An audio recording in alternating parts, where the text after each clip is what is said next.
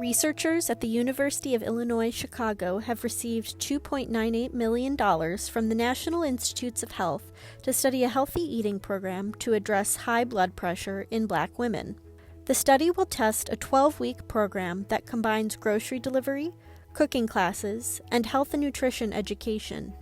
Participants will get home delivery from local food vendor 40 Acres Fresh Market, learn to cook with local chef Ken Polk, and track their blood pressure at home. Saria Lofton, an assistant professor in the UIC College of Nursing who leads the project, said dietary changes have been proven to have a positive impact on hypertension. Having lower sodium food and emphasizing more fresh, unprocessed foods can be supportive in lowering blood pressure. The program will recruit 150 women who use UI Health's Mile Square Health Center.